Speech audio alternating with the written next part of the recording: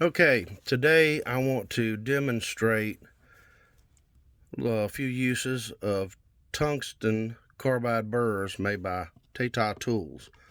Those of you unfamiliar with tungsten carbide burrs, you'll find these burrs primarily used in aerospace, automotive, if you've been to the dentist, dental, metalwork, metal sculpting, that's just to name a few, many more applications.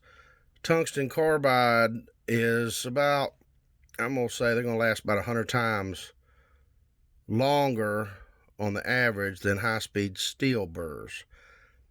Taita's burrs here, they're advertised as double cut. And what that double cut allows you to do is it gives you a smoother finish.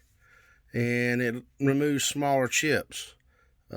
Which is greatly appreciated. Those of you that work in the metalworking industry or field, you know the problems when you're using a carbide burr. You get those big hot chips coming down, or they tend to get in your clothes, getting everything. These Taita burrs being double cut, it gives you more control, more precise cut, and it actually gives you a smoother finish, whether you use them on wood, steel. They can be used for many different applications. Like I said, they're probably going to last you around 100 times longer than high-speed steel. These are made out of C10 grade tungsten carbide. Like I said, I have found that they run cooler.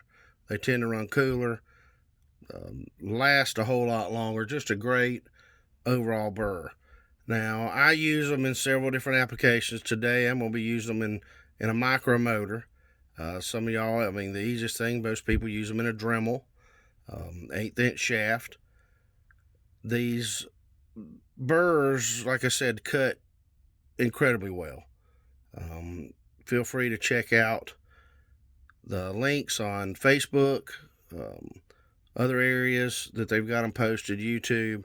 They work tremendously. I use them just about on a daily basis.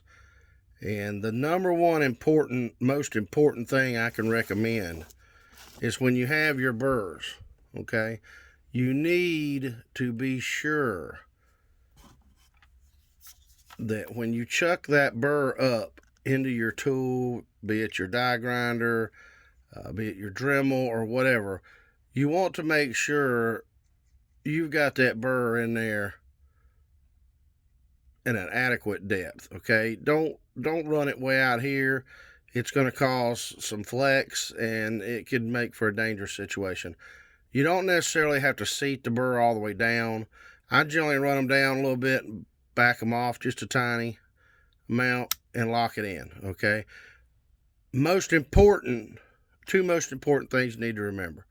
Number one, make sure your tool, the shaft in your tool, does not have any play in it. Make sure it runs true.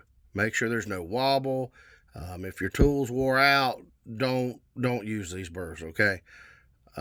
Second most important thing, do not exceed 35,000 RPM. Okay, most of the time, if it's an 1/8" shank, 3mm 1/8" shank, or 1/8" burr or something around there, you're going to be running 17,000 to 26,000 RPM, okay? The bigger the burr, the RPM actually, you cut it down, okay? But there are some carvers out there, some tools that turn 200 plus thousand RPMs. These burrs are not made for those tools, okay? Those require special dental burrs, and I would not run, do not run these 200,000 plus RPM, okay? You're looking for trouble if you do that. You could have tool damage, you could have burr damage, or just get injured. So be careful doing that, okay? Now, let me get set up, and I'm going to go over a few things, just some basic uses of the tool, and I'll be right back with you.